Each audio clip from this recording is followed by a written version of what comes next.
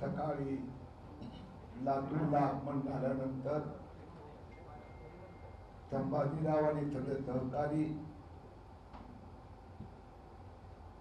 यांनी महाराष्ट्रातला सगळ्यात मोठा सहकारी साखर कारखाना घोटाळा या जिल्ह्यात होत आहे, लातूर मध्ये. त्या दोन्ही आमदारांनी पण माहिती दिली आहे. त्या संबंधी मी ताबडतोब एन्फोर्समेंट डायरेक्टरेट ईडीच्या उच्च अधिकाऱ्यांची फोनवर चर्चा केली. यापैकी काही कारखाने, मग तो बालाघाट सहकारी साखर कारखाना होतो की प्रियदर्शनी सहकारी साखर कारखाना, याची चौकशी मुंबई उच्च न्यायालयाने जून 2019 ला जे आदेश दिले होते त्या यादीत या दोन कारखान्याचं पण नाव आहे. याची ईडीने चौकशी सुरू केली आहे. दिवाळी नंतरच्या आठवड्यात मी आमचा सगळ्या लातूरच्या सहकार्यांना घेऊन लातूर मधल्या अर्धा डझन सहकारी साखर कारखान्यात याचा घोटाळा झाला आहे किंवा होऊ घातला आहे हे ईडीच्या अधिकाऱ्यांची मी यांच्या समवेत भेट घेणार, त्यांना अधिक माहिती देणार आणि निश्चितपणे खात्रीपूर्वक सांगतो, मुख्यमंत्री उपमुख्यमंत्री अजित पवार यांची तर चौकशी सुरू आहे. पूर्व मुख्यमंत्री आणि सध्याचे पूर्व मुख्यमंत्री परिवार, सध्याचे जे मंत्री आणि त्या परिवारातल्या मेंबर्सनी जे हे घोटाळे केले आहेत त्याची तशीच चौकशी सुरू होणार याची मी खात्री देतो. गेले काही दिवस लातूर आणि नांदेडला किरीट सोमय्या येणार.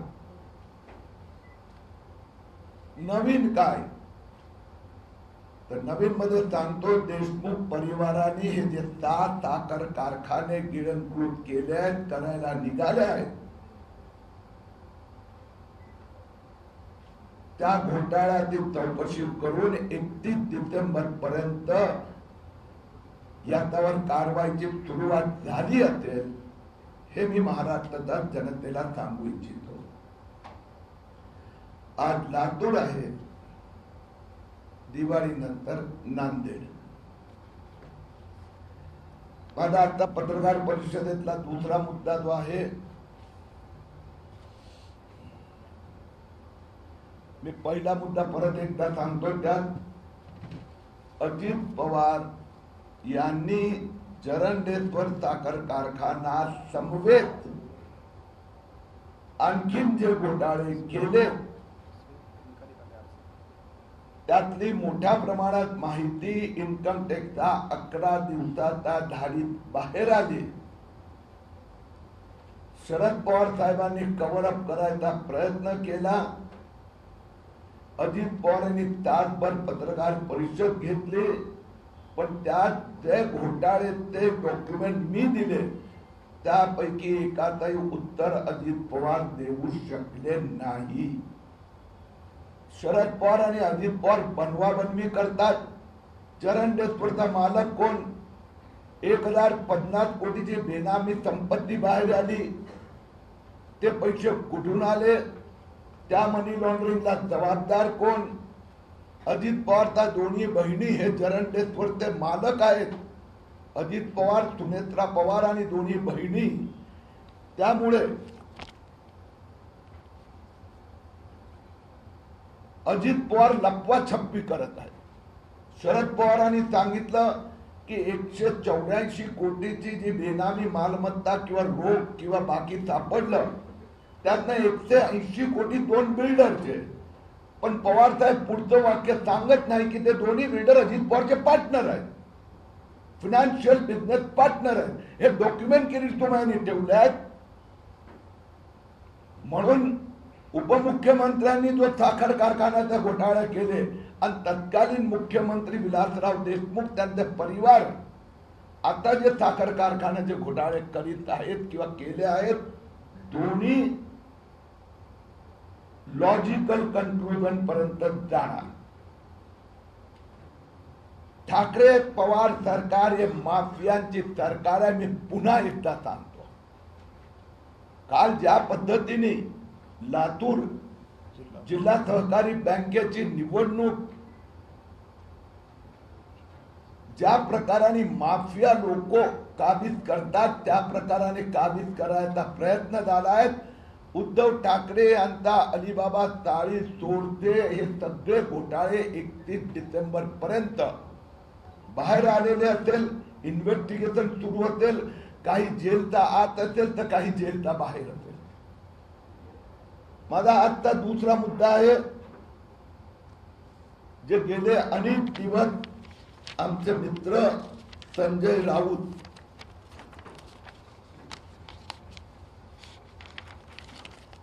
ज्या पत्राचा उहापोह करतायत, आज मी आपल्या द्वारा महाराष्ट्राच्या 12.5 कोटी जनतेसमोर संजय राऊतनी मला जे पत्र निवेदन दिलं होतं त्याचा पोस्टमॉर्टम रिपोर्ट जनतेसमोर पेश करतोय. संजय राऊत साहेबांनी जे मला पत्र दिलं त्याचं मी आज उत्तर पाठवलं आहे, आजच पाठवलंय.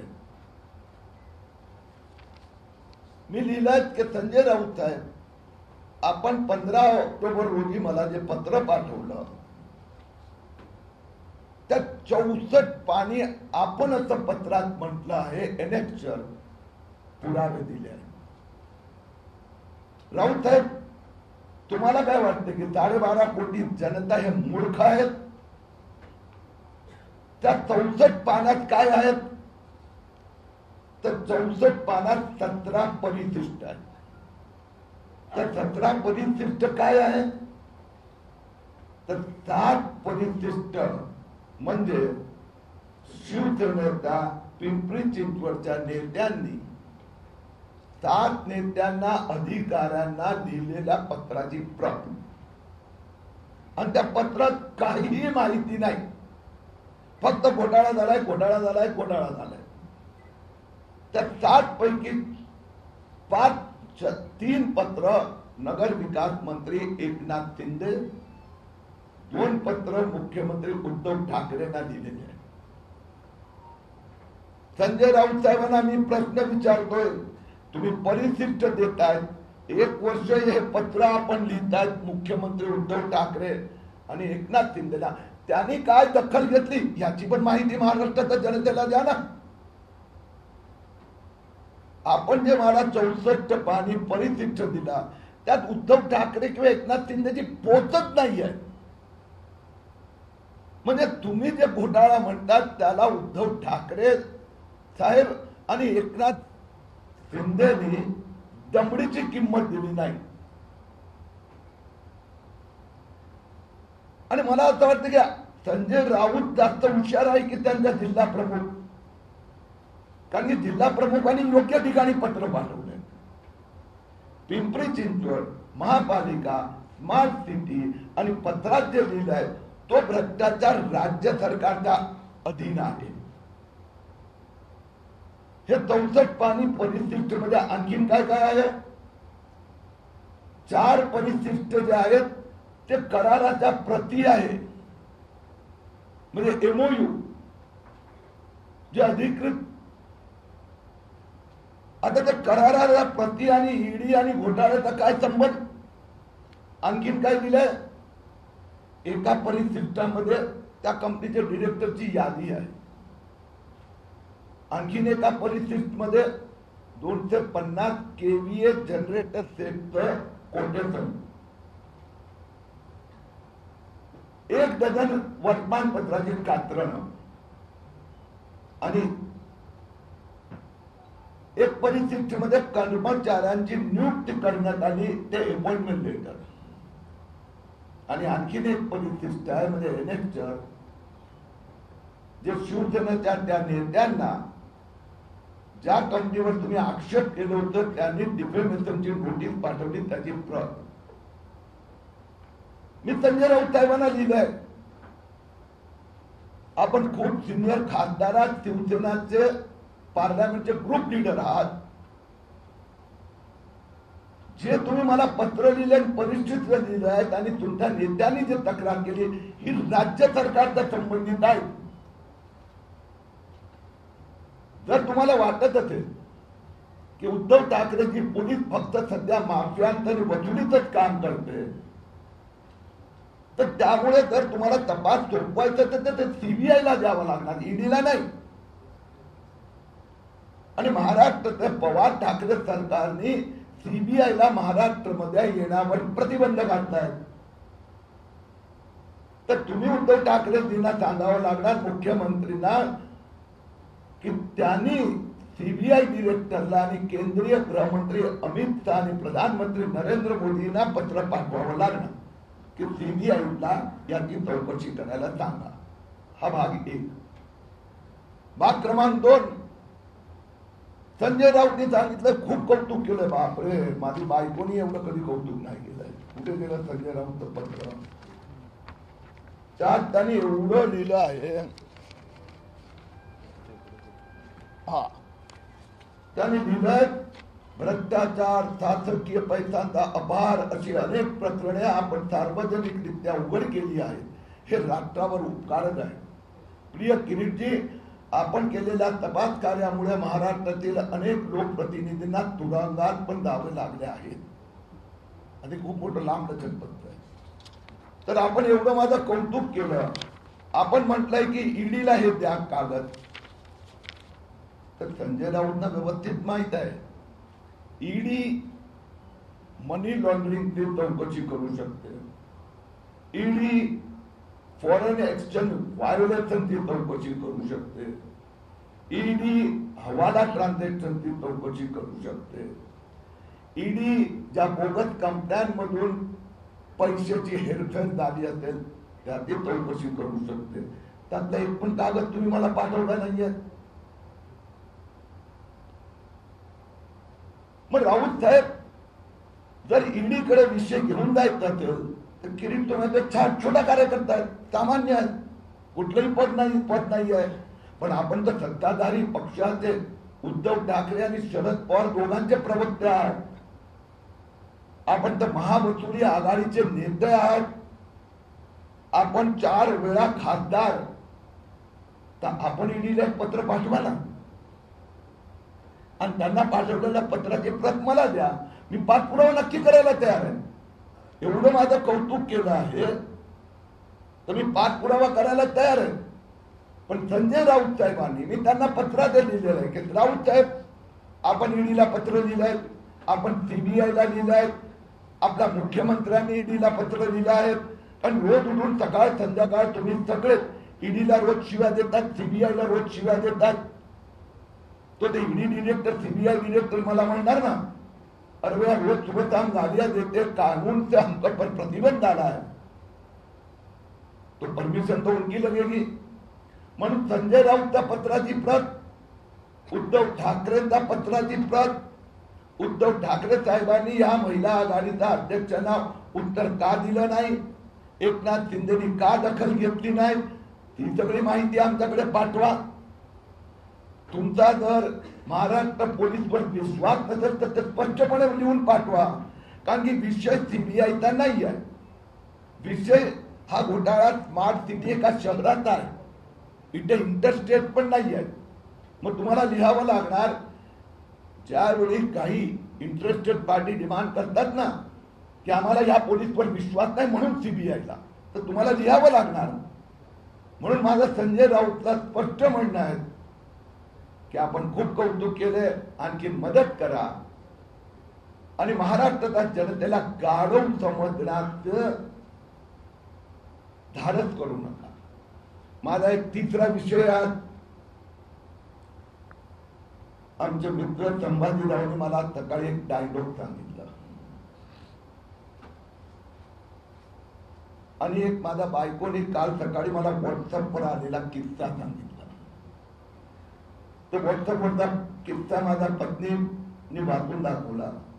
2 मित्र आत्ताच चर्चा करतात. एका मित्राने सांगितलं, माझा बकरीने आज अंड दिलं.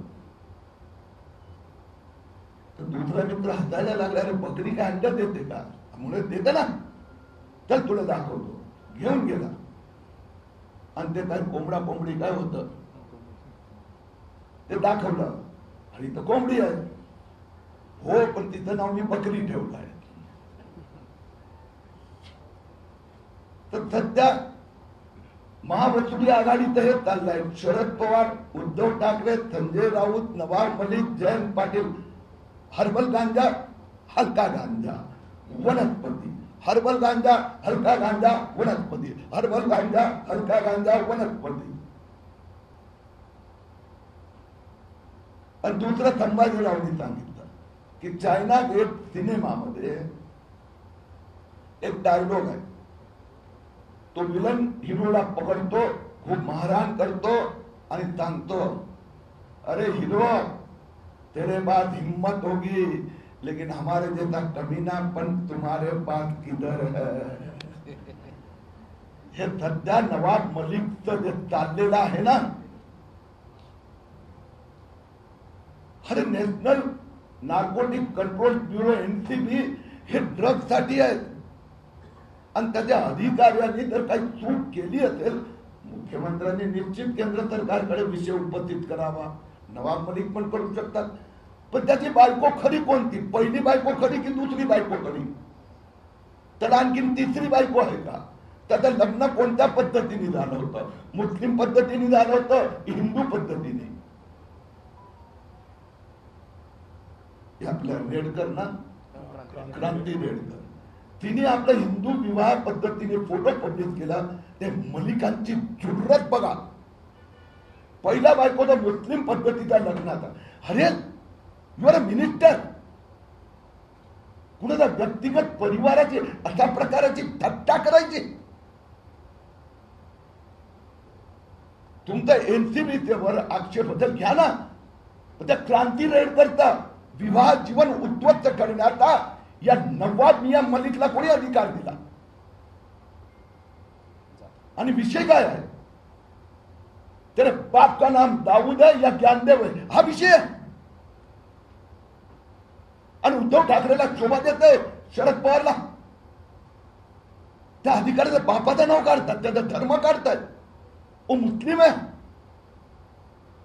अरे उद्धव ठाकरे सरकारने हिरवा रंग धारण केलाय, करू द्या. भगवाला तिलांजली देऊ द्या. पण आमचा हिंदू धर्माचा अपमान करायचा अधिकार या ठाकरे सरकारला कोणी दिला नाहीये. काय लावलं काय गेले 5 दिवस? एवढा कमीना पण निश्चितपणे आमच्यात नाही आणि त्या समीर वानखेडे मध्ये पण नाही. मी पुन्हा एकदा सांगतो, तो ड्रग पंच किती ड्रग होत आता कोर्टात चालू आहे ना विषय. आणि ते शाहरुख खान आणि त्यांचा मुलाचा वकिलाने सांगितलं आमचा काही संबंध नाही. 8 कोटी 50 कोटी तो श्याम, मला त्या विषयात जायचंच नाही. कारण की हे उद्धव ठाकरे आणि शरद पवारची ट्रिक आहे. इश्यू डायव्हर्ट करायचा आहे. 10 दिवस अजित पवारांवरच्या धाडी विषय कव्हरअप करण्यासाठी या कमीना पण सारखा प्रचार सुरू आहे. त्याचा आम्ही निषेध करतोय. समीर वानखेडेंनी काय त्रुटी चूक असेल 2007 मध्ये ते अधिकारी झाले आहेत, तो विषय तुम्ही योग्य प्लॅटफॉर्मवर घेऊन जा. पण असा प्रकाराचे कुणाचा परिवाराचा, त्याचा बापाचा, त्याच्या बायकोचा, त्याच्या पहिल्या पत्नीचा एवढा हीन प्रकार हे महाराष्ट्राच्या अस्मितेला, संस्कृतीला शोभा देत नाही. धन्यवाद.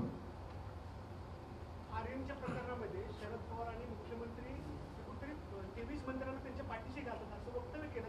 त्यांची 23 मंत्र्यांची नावं काय आहेत, काय आली पाहिजे? कुठलं आर्यन प्रकरणात? माझं मी परत एक सांगतो, आर्यन प्रकरण आता कोर्टात आहे. हायकोर्टात आता आर्ग्युमेंट चालू झाली होणार दुपारी. मुद्दा काय आहे की विषय छोटा आहे मोठा आहे. विषय असा आहे की काही तरुण ड्रगचं सेवन करताना पकडले गेले, असा प्रकारचा विषय. एनसीबीचं ध्येय असं आहे की तो सप्लायर पकडायचा. कारण की तरुण तर तुमचा माझा मुलांना त्याबद्दल पण आपल्याला टेन्शन येते, सगळ्यांनाच येते. कॉलेजच्या बाहेर ड्रग कार्टेल माफियांचे अड्डे असतात. म्हणून जो सप्लायरला पकडला तर 50-50 हजार लोकांचं जीवन वाचणार, तेवढाच विषय आहे, तेवढा. आणि त्यासाठी राज्य सरकारकडे पण याच अधिकार आहे, दोघांकडे अधिकार आहे. दोघांनी तो योग्य पद्धतीने, आता पंत फुटला आणि खोटा होताना बोगत होता, ते कोर्टात आता गेलंय प्रकरण. Court is taking note of them. म्हणून त्या विषयात मला तो एंगल पडायचा नाही. एक एक घेऊया आपली.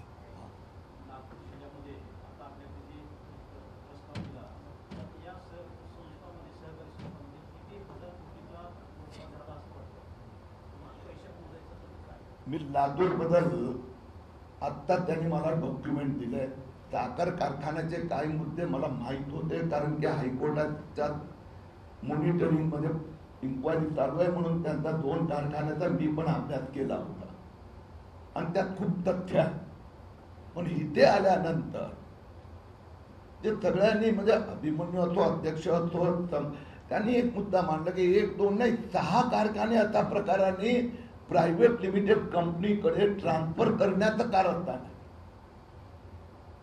जसं जरंडेश्वर मध्ये मुद्दा काय होता, 27,000 मूळ शेतकरी जमीन देतो, शेतकरी भागधारक होतो, पैसे देतो, आणि ते सिस्टमॅटिकली जे त्यावेळीची युपीए म्हणजे काँग्रेस एनपीए सरकारने जे युपीए 3 महाराष्ट्रात 2009 ते 12 मध्ये अनेक कारखान्याचे ट्रान्सफर केले. तर कुठला चालत नसेल तर पण बेनामी पद्धतीने केले. आणि आता परत लातूरमध्ये मला आज कळलं की लातूरमध्ये परत असे 2 ते 3 कारखाने ह्याचं प्रायव्हेटायझेशनचं षडयंत्र सुरू आहे. त्यामुळे आता मला आज डॉक्युमेंट सगळे दिलेत, मी अभ्यास करणार आणि दिवाळी नंतर आम्ही पुढे जास्त डिटेलमध्ये सांगू. नवाब मलिकांनी आता पत्रकार परिषद घेतली आणि त्यांनी सांगितलं की फिरोज पार्टीमध्ये 1300 लोक होते, मात्र चौकशी त्या 2-3 लोकांची सुरू आहे. समीर वानखेडेंसाठी भाजप एवढी तडफडते कशासाठी? आणि त्यांनी नवीन माहिती सांगितली की एक गाडीवाला माणूस जो आंतरराष्ट्रीय कुठल्यात डॉन आहे, तो त्या पार्टीला होता, त्याला काही अटक केली नाही किंवा त्याबाबत चर्चा केली जात नाही. त्याचे व्हिडिओ आम्ही समोर आहोत. मला लागून प्रश्न आपल्या सुशांत सिंग राजपूतची हा प्रकार समोर आहे, ड्रग्ज प्रकरणाचा आहे, सीबीआयने आता मी परत माझा पॉइंट रिपीट करतो. ठाकरे पवारांची ही गेम आहे. या घोटाळेबाज एका पाठोपाठ एक घोटाळे बाहेर येत आहेत. अजित पवारची 11 दिवस इन्कम टॅक्स रेड चालू आहे, त्यातनं अटेन्शन डायव्हर्ट करायचं. आता ग्रुप पार्टी असेल, 2 असेल, 4 असेल, कोर्टात मांडू शकतात ना समोरच्याचे वकील. हा एक बाब. दुसरं, महाराष्ट्रात पण ड्रग सेल आहे ना. हे काय नवाब मंत्रीचं खातं कोणतं आहे? नवाब मलिकचं खातं ड्रग आहे का, की त्याचा जावयाला 6 महिने जेलमध्ये राहावं लागलं हे आहे का? ही तर अशात अनेक घटना रोज घडत असतात कुठल्याही वेगवेगळ्या प्रकरणात. तर राज्य सरकार तुमचं आहे ना, तुम्ही त्याचा रिपोर्ट बनवून you can contact the head of NCB और any concern minister in government of India. हे रोज मीडियामध्ये डायव्हर्ट करण्यासाठी तर नाटक. म्हणून आम्ही ठरवलंय माझा मुद्दा घोटाळे घोटाळे घोटाळे. आता डायव्हर्जन खूप झालं. 4 दिवस मी संजय राऊतचं उत्तर द्यायला थांबलो होतो. आता संजय राऊतना सांगा, नवाब मलिक प्रवक्त्याने त्यांना सांगा की तुम्ही 64 पाणी पत्र दिलं ना. माझी आपल्याला पण विनंती आहे, थोडं माझं पण थोडंसं द्या यार, 5 मिनिटं तर द्या. की बाबा संजय राऊत 64 पाणी पत्र लिहिलं, त्यात अशी कागदाशिवाय काय जोडलंय तुम्ही? म्हणून परत ते अटेन्शन डायव्हर्ट करण्यासाठी संजय राऊत हे नाटक नौटंकी शरद पवार आणि उद्धव ठाकरेंचा सल्ल्याप्रमाणे झालेला आहे. सॉरी, इथे माईक आहे का? एक देऊन टाक ना.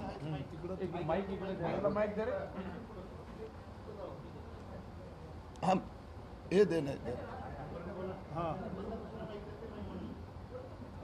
बोला ना. सर, तुम्ही प्रियदर्शनी कारखान्याबद्दल बोलला, परंतु तो कारखाना कोणी एका वैयक्तिक व्यक्तीने किंवा खाजगी संस्थेने विकत घेतलेला नाही.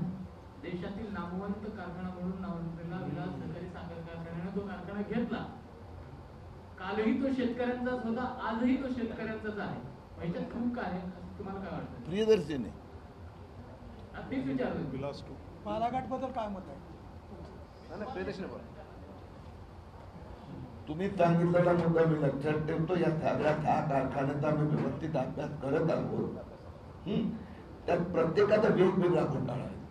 जसं दोन उदाहरणं, जे पहिला होता बालाघाट साखर कारखाना, तो आता प्रायव्हेट झाला ना. बालाघाट सहकारी साखर कारखाना हा सिद्धी यांच्या नावाने प्रायव्हेट झाला. ते वेगवेगळे आहेत, पण प्रियदर्शनीचे पण तसंच आहेत. तर ते स्टडी करून तुम्हाला सांगतो. हे बघा, शेतकऱ्यांचं म्हणजे चांगला विषय उपस्थित केला. हे कसं असते, जरंडेश्वर सहकारी साखर कारखाना लिमिटेड, आता साखर कारखान्याचं नाव काय आहे? जरंडेश्वरच आहे. म्हणजे अजित पवार कसं मूर्ख बनवतात लोकांना, अरे जरंडेश्वरच आहे ना. Jarandeshwar sugar milk private limited. आता तो जरंडेश्वरचे सहकारी साखर कारखाना होता, मालक होते 27,000 शेतकरी. आता जरंडेश्वर शुगर मिल्क प्रायव्हेट लिमिटेडचे मालक आहे अजित पवार, सुनेत्रा पवार आणि अजित पवार, आता 2 बहिणी. तर यात पण थोडं म्हणजे हे आलेलं आहेत, आम्ही तुमच्या समोर मांडू. तुम्ही आता जी घोषणा केली की 31 डिसेंबर पूर्वी सगळे घोटाळे ईडीचे लोकांच्या समोर येतील, की इतकं कॉन्फिडंटली तुम्ही ईडीच्या बद्दल कसं काय बोलता, किंवा तुम्ही बोलल्यानंतर ईडीनी कारवाई केली असं घडलंय, तर नेमका तुमचा आणि ईडीचा काय संबंध? फार चांगला प्रश्न विचारला. 24 घोटाळे मी काढले आतापर्यंत. 40 पैकी तो 40 हा आपल्याकडे शब्द प्रयोग आहे, अलिबाबा आणि 40 मी तो उधार घेतला.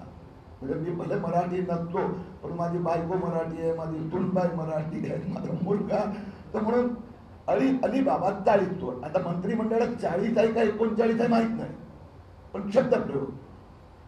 तर त्यातनं 24 घोटाळे आतापर्यंत मी काढले. आणि हे 24चे जे डॉक्युमेंट लोकांसमोर ठेवले, त्यापैकी एकाचा पण तो हसन मुश्रीफ असो, प्रताप सरनाईक असो, भावना गवळी असो, किशोरीताई पेडणेकर असो, अनिल देशमुख असो, अनिल परब असो, आनंद, म्हणजे हे 24 घोटाळे आणि त्याच्या डॉक्युमेंट पैकी शरद पवार असो, अजित पवार असो, रोहित पवार असो, उद्धव ठाकरे असो, अशोक चव्हाण, कोणी एक पण डॉक्युमेंट माझा पुरावा फोर्ज आहे, खोटा आहे, सिद्ध करू शकले नाही. हा एक बाब. दुसरी गोष्ट अशी आहे की आता हे डॉक्युमेंट यांनी मला दिलं, मी हे स्टडी केल्यानंतर मला त्यात, आता आम्हाला पण खूप लोक मदत करतात, खूप करतात. मी काही भगवान नाही आहे की मला लातूरचे पेपर माझ्याकडे असं सांगितलं 1000 होतात, लोक मदत करतात. हसन मुश्रीफनी त्याचा जावयाचा कंपनीला 15,000 कोटीचा ग्रामपंचायत TDSचा ऑर्डर दिला. तर माहिती अशी नव्हती आली. माहिती काय आली होती, एक सरपंच येऊन मला भेटले आणि सरपंच संघटनेचं पत्र आलं, निवेदन, की साहेब हे आम्हाला आदेश आलाय की आम्ही या जवळ कंपनीकडूनच TDSचं रिटर्न भरायचं आणि अराउंड 50,000 रुपीज पर इयर त्यांना फी द्यायची. 10 वर्षासाठी त्या जयसूचे मॅनेजमेंट प्रायव्हेट लिमिटेडला कॉन्ट्रॅक्ट दिला. त्याचाच म्हणतो, साहेब आमच्याकडे TDS असतं किती, माझ्या गावातली वस्ती 14.5 तर TDS 2-4 असतात. त्या गावातला एखादा कोणाला सांगतो फुकटात होते किंवा 2 ते 5 पेक्षा जास्त कधी खर्च होत नाही. मग त्या आल्यानंतर आम्ही आत गेलो. मग मी केंद्र सरकारला भेटलो आणि त्यात बाहेर काय आला, हसन मुश्रीफ त्याची पार्टी सावरकरांचा प्रचंड विरोध करतात, पण कंपनीचं नाव जयसूचे मॅनेजमेंट प्रायव्हेट लिमिटेड, मतीन मंगोय त्याचं दावे ती कंपनी. आता हे मी शोधून काढलं, ईडीला दिलं, IT ला दिलं, सगळ्यांना दिलं. आता हे समजा मला माहिती कुठून मिळाली, कशी पोचली, मी सांगितलं. मध्ये अनिल परबचा अनधिकृत रिसोर्ट आणि अनिल परबचे व्यवहार याच्या संबंधात रामदास कदम ना आणि तो कोण तुर्वे आणि किरीट तुम्ही आधी ऑडिओ क्लिप आली. मला पत्रकाराने विचारलं की अनिल परबची माहिती रामदास कदमने दिली होती का. मी विचारलं बाबा ही सगळी माहिती देणं योग्य नाही, कारण की तुम्ही दुसरा प्रश्न विचारणार. उद्धव ठाकरेंनी बायकोच्या नावाने रश्मी उद्धव ठाकरेच्या नावाने 19 बंगलोचा घोटाळा केला. मग तुम्ही सांगणार ही माहिती कुठून आली. म्हणून माहिती मिळाल्यानंतर मदत करणारे लोक आहेत. आता मला एक 4 दिवसापूर्वी मराठवाड्याचा एक आणखीन नेत्याचा घोटाळा मिळाला आहे. तो फुल प्रूफ आहे. साखर कारखान्यात आहे, इथला नाही आहे, त्या भागात आहे, नांदेड नाही. आता मी सिटी बोलणार नाही, मग परत लगेच लक्षात येईल. तर त्यात एक रिटायर्ड सरकारी अधिकाऱ्याने आणून पेपर दिले. तर माहिती मिळाल्यानंतर मुद्दा काय आहे, ईडीचा स्पोक्सपर्सन अरे मार बोली ना अजित पवारांनी बेनामी पद्धतीने जरंडेश्वर साखर कारखाना त्याच्यावर उत्तर द्या ना. ईडी करते की सीबीआय करते चौकशी मार बोली घोटाळा तू केलाय ना. तू म्हणजे तुम्ही म्हणजे 15,000 कोटीचा कॉन्ट्रॅक्ट दावयाचा कंपनीला दिला ना. सावरकरचा रोज द्वेष करणारे हसन मुश्रीफ आणि मतीन मंगोई जॉईंट फ्युचर मॅनेजमेंट का नाव देतात. गुरु कमोडिटी यातला गुरु कोण, तर ती माहिती देण्याची त्यांच्यामध्ये हिंमतच नाही आहे. सॉरी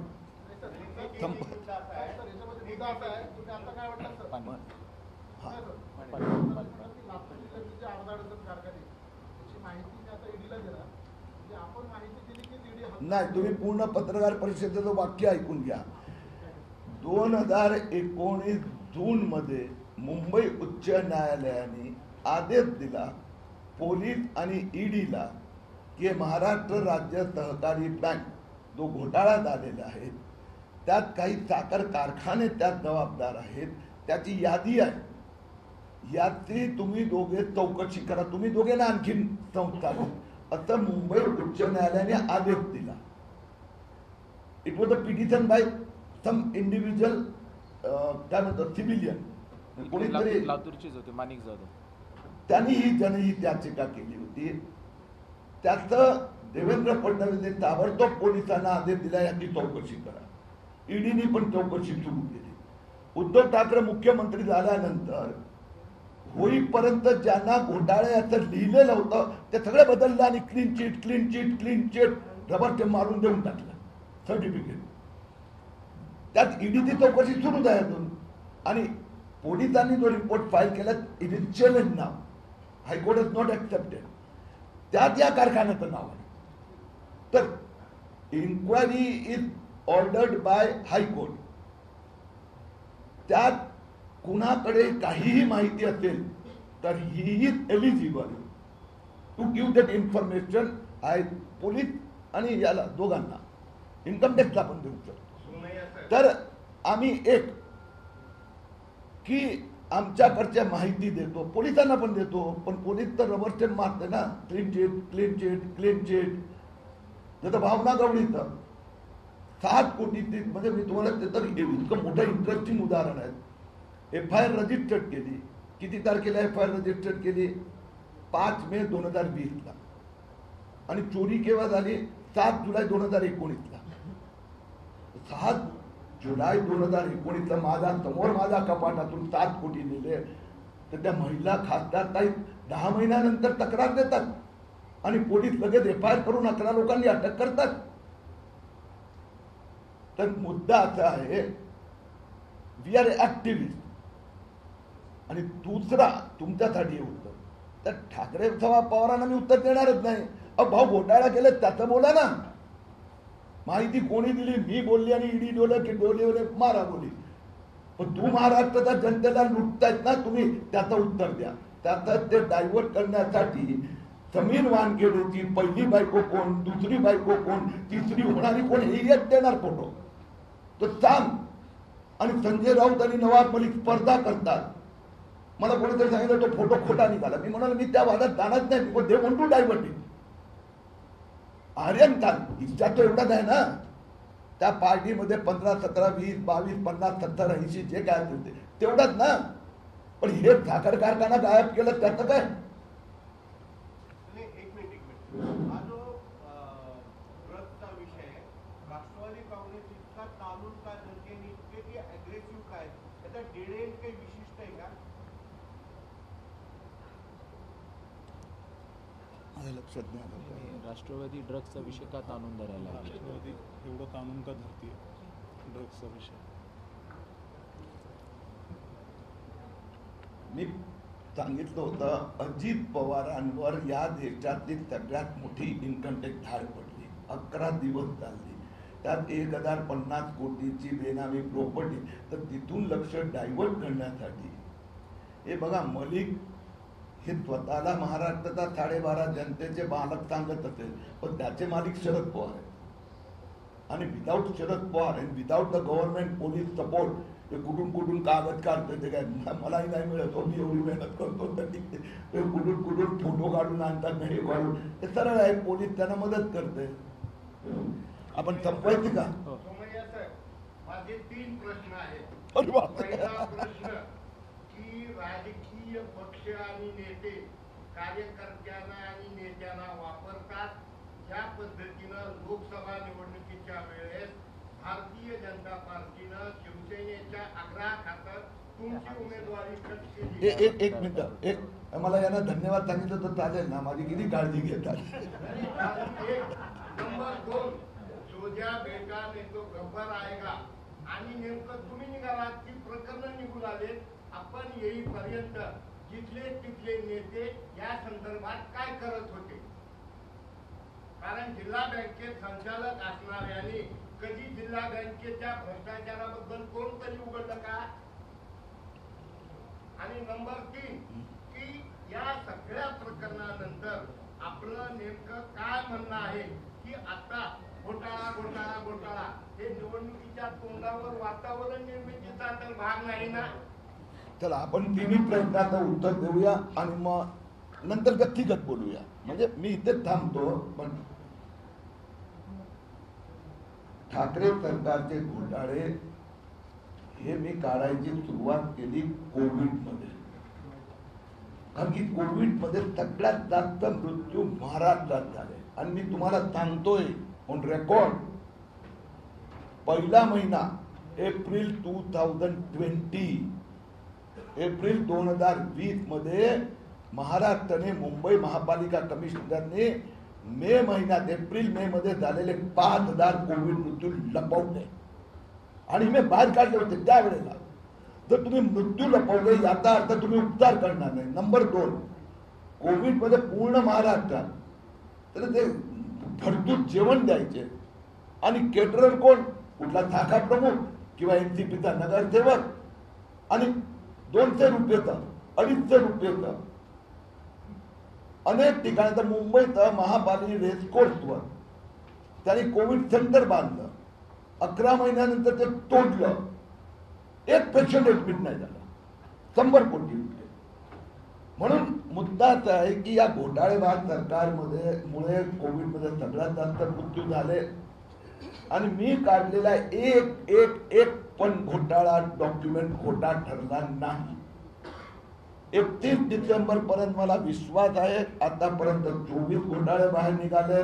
आणखी अनेक फायली आहेत ज्याचा आज मला मिळाल्या. तर 40 पर्यंत घोटाळे मी बाहेर काढू शकणार. माझं लक्ष आहे घोटाळा मुक्त महाराष्ट्र, हे माझं लक्ष आहे. निवडणुकीची संबंधितांनी सुरुवात कुठून गेली? एप्रिल 2020 पासून. आणि एप्रिल 2020 पण नाही, 28 नोव्हेंबरला उद्धव ठाकरेजींनी शपथ घेतली. 29 डिसेंबरला मुंबई महापालिकेला 2 कोटींनी बिल्डर अल्पेश अजमेरांनी घेतलेली जमीन 900 कोटीत विकत घेतली. म्हणजे पहिल्याच दिवशी त्यांनी मेट्रो बंद पाडली. हा एक भाग झाला. राहिला विषय किरीट सोमय्याचा. किरीट सोमय्या हा महाराष्ट्राच्या जनतेला आणि देशाला कमिटमेंट, त्यांनी हे मिशन आहे. माझं काय होणार हे महत्वाचं नाहीये. हजारो लाखो शेतकऱ्यांना लुटलं जात आहे. निर्दोष नागरिकांचा मृत्यू होतोय. या महाराष्ट्राने मला मोठं केलं, या देशाने मोठा केला आहे.